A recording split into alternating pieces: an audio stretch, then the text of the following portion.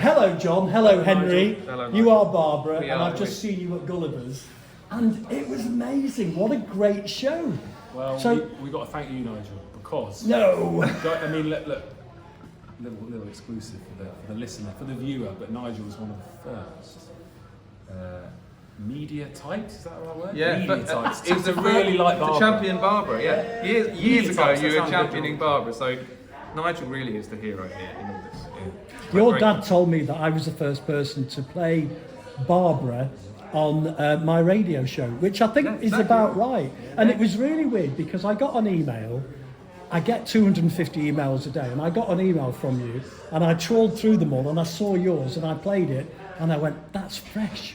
That's zingy, fresh pop." Wow. And I think I probably said at the time that it was the perfect antithesis to all the rubbish that was going on in the world today. Yeah. And it's none more evident than now, with everybody complaining about the fuel prices and the government and everything else. Is there a more polar opposite than coming to see Barbara on a Thursday night in Manchester?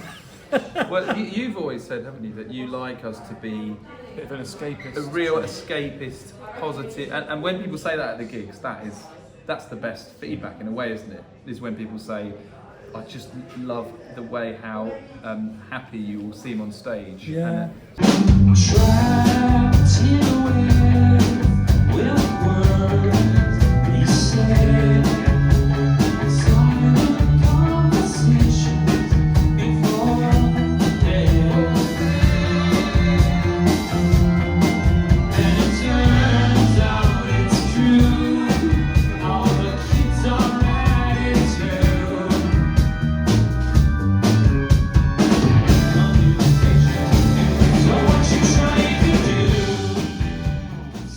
So that's if people are getting some sort of escapist joy out of it, that's really. I mean, you can't really. But I think they are, and also the variety of the ages in the audience. Yeah. I mean, it goes from sort of middle-aged and up, but also there are young kids in the audience as well, Yeah. and I think that's really refreshing. And I guess that some of them saw you supporting other bands because you've supported Paul Weller. You've supported Neil Hannon and Divine Comedy, Kid Creole The Coconuts. You've got ABC coming up. Yeah. What other supports? And we just announced it yesterday. Actually, we've got 2 shows with the Bluetones. That's right. In November. I saw that, and you've got some festivals. You're playing Cropredy. Yeah, with the Fairport Convention. Yeah. Oh, really? Yeah, it's They're their still- festival, so they'll be playing. Of They're the course. headline act on that evening. They're We're still playing it. going. That might actually end up being. Just having looked at the photos and videos of the festival from previous, I mean, that might end up being the biggest show we've ever done because Yeah. I think it's a pretty huge event. Yeah. And I'm surprised and delighted they've asked to have us on because obviously we're quite different to Fairport Convention, but you know, I think it's about 10,000 people they get at the festival, and it's just one big stage. Yeah, Yeah. so we're So it's hoping. like you're just going to get. But yeah, you're coming back to what you said. I mean, you're right. Most of the people that are coming to see us are coming because they've seen us support those bands. So Or I'll tell you what, we get a fair whack of people that come and say, "Oh, my parents saw you at Paul Weller or whatever, or Yeah. Kid Creole The Coconuts," and then they'll play the CD in their car or whatever, or they'll pass it on. when And, people bring then their they'll go, grown-up, "Yeah, that so happens. cool." People bring That's their nice. grown-up. So a 60-year-old that might have seen us at Paul Weller might come to a headline gig of ours next, and they might bring their 25-year-old child, and that's great because you feel like you're kind of all the generations are there, and that's great. Yeah. But I've been to gigs where literally there's been a 14-year-old child in front of me and the father, you know, and I guess you see all sorts of ages and all sorts of things, you know, in the audience going on. I love the fact that you're getting everybody up and getting them dancing and encouraging them to be crazy. Someone said to me that was the vibe when they went to go and see CMAT recently. Oh, It was yeah. literally all ages. Yeah. It was just, and I don't know how common that is. Maybe at like Paul McCartney. I think or it is something. with CMAT and maybe self-esteem as well, you know, because they've got that sort of following. That's Yes. an amazing. You know. That's a lovely because the music industry can be quite a scary beast of sort of quite edgy and a bit cool and like. And we also want this- polarised, you know. Yeah. I was talking to Henry before about the fact that you are the antithesis of everything that not everything, but bands that we would normally see like Benefits and The Dirt and sort of post-punk and shouty stuff where basically it's just noise. Gilliband have got a new single out, from Dublin. It is basically noise with I think his name's Dara, shouting over the top, but it's totally compelling. Yeah. There is no more polar opposite than you guys. No. You know? I think you've got to lean into what comes naturally. So like, when you're young, you sort of want to like make cool music.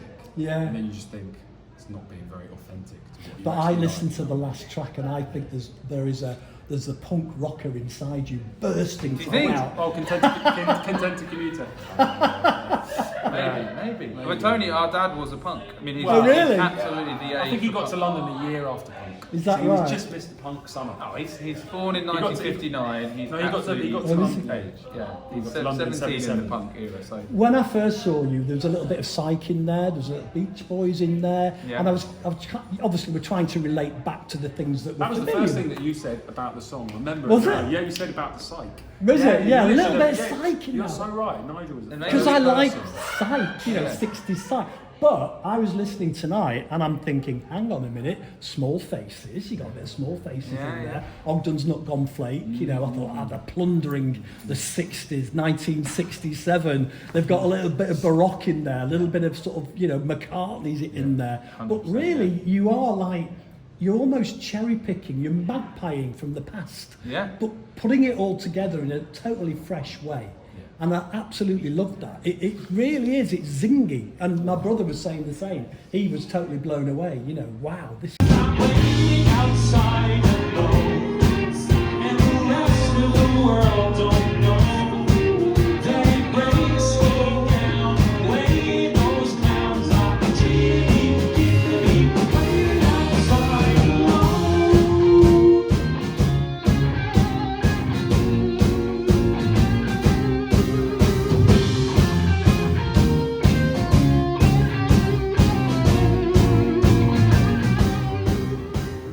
amazing to see that you're getting to this point where you're supporting these wonderful big artists. I guess the next thing is to grow your own Barbarettes, to get your own fan base up. So we sold out our Brighton show, which was on Friday night, last Friday night. And yeah, like that was a kind of all the shows are great because you sort of play the same show to however many people are there. I mean, imagine if you edited your show, or imagine if you edited your energy levels to. That would just not be appropriate. If like 4 people come, you give them exactly the same show. Absolutely. But it would be lovely to have. I did think at the Brighton show, this is what you want. You just want that. You know, you want to get that sort of audience where it's just every show is sold out. Yeah. Because it's just it's quite rare that it happens, and when it does, it's just like. But you'll get there. Yeah. You'll get there. You just keep pushing and just keep playing these great tunes. Yeah. And what I loved also is the energy of the supporting players. Your bass player, your guitarist, your drummer's crazy, right? They're all totally invested in it. There's no cynicism. Yeah. And isn't that wonderful? Yeah, Isn't that they're absolutely great, aren't they? I mean, they're all basically. We're all very good mates as well, and I think that really helps. And they've been, all of us have been in it, Barbara, basically since the very beginning. Yeah. So yeah, it's they've had to put up with lots of gigs, you know, to no one. And do you know what I mean? Playing to 5 people. But also what? And so they've been on the, even though Barbara is on one level, Barbara is me and John. Sort of on another level, Barbara is the 5 of us as well, because we, you know, they've done, like I say, they've been with us. They've played on all the songs. They've played all the gigs. So we're very lucky to have them. I know what's really nice is that the when the band in the early days, we pushed the band really hard to be really silly on stage. Yeah. And I remember at the beginning of Barbara, everyone was a little bit self-conscious. It doesn't fit. Of course. Dean, I remember Dean thinking a bit like, I'm not going to do that. Now Dean, you can't bring him back. He's literally walking off stage. He's taking the ball and run with it. He's taking the goofy football and run with it. So it's great to see. But isn't it wonderful where they all crowd around Henry and all sort of bend That was over? Laurie's It's like idea, that. it's like a Beach Boys moment with, you know. Yeah, it's like, you always think that theatrics is really important. you isn't know it? what? I just love to go and I like to. I think I have a bad attention span. I have a short attention span. ADHD. I like to. If I want to hear an amazing piece of audio, I'll listen to a song with headphones on. I'll listen to every song. When I watch a band or an artist live, I like to see something. Yeah. I'm less bothered about the sound quality in the live arena. I want to see a show or I want to see something weird. and like, well, not even weird. Just I want my eyes to be captivated. That's why I love bands like Buzzard or the Lemon Twigs. I was just talking to Henry about Tom and what had happened to Buzzard, because I've not heard from him recently. Yeah, I don't know whether I don't know. I think they did a slightly heavier album, but again, I like to just watch that band because you just watch him and he's just so, you know, and it's Marmite, it is Marmite, but like, it's great, you know. I'd rather, you know, I like that aspect of it. Same with the Lemon Twigs, I mean, the energy, and our song that we come on. You're into the Lemon Twigs, have we talked about No, not really. No, oh, you're not? Heavier bands. Yeah. Fair enough. Yeah, Lemon Twigs are I actually think they are a bigger inspiration than I sometimes think, because I think in the early days when we were just writing the early songs, the thought that you could change time signatures, or you could drastically, which is a common element in a number of your songs. Yeah, I don't think, even though I would never say I was a super Lemon Twigs fan, actually, like, it was hearing people that are actually younger than me and John do it quite successfully that made us think, actually, the songs can afford to be wacky. And the only thing that I think that does affect ease of dancing. You know what I mean? Yeah. People dance for 20 seconds, then they just sort of stand there because it's like. Oh, which is why it's good that we've got. I think as we've got a bit older, there are now some songs where it's the same tempo all the way through. I think you have to get the balance right. And there are rockier elements. There's a bit of ELO in there as well. Yeah, Mr. Blues. John's favourite artist. So what's the future now for Barbara? Well, another album. There will be another album. We think there'll be one next year, don't we? Maybe.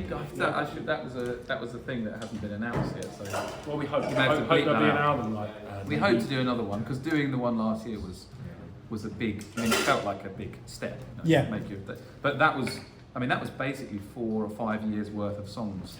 Yeah, you collected them all together. My wife said, "Oh, I've heard this one." Yeah, exactly. Whereas now we basically want to make an album, like a more conventional album of 9, 10, 11 songs that haven't been released. So there's a lot of work to be done. But we've got the songs, haven't we? It's just a case of pulling them all together, and making them sound good, and then arranging another tour to go around it. But yeah, I think given it was 20, what was it, Autumn 25 we released that, so it will soon be a year since we did that. So time moves on. We need to do it totally ourselves. DIY or done. Oh yeah, and I'm always amazed at Henry's ability to wear 10 different hats with Barbara. You have to. I mean, it's a manager, and I mean, we heard about this thing called the 2-year album cycle. We're going to try and copy the sophomore album. But it's, you know, we don't want what do they call it? The difficult seven. No. Sorry, the difficult second album. Is that a thing? Yeah, it's a thing. It's called the sophomore album. You're calling it sophomore. Yeah. Sophomore slump. No, software. Oh yes. Look, it's been amazing. It's been a fantastic gig, and I've really enjoyed talking to you. So best of luck for the future. Yeah, thank you for all your brilliant support. If you need a little bit of a nudge, then contact me. Oh, legend. All right. Wow. Well, thank you so much, Nigel. You're a legend. Right. Thank you, mate. Cheers. Take care. Thanks.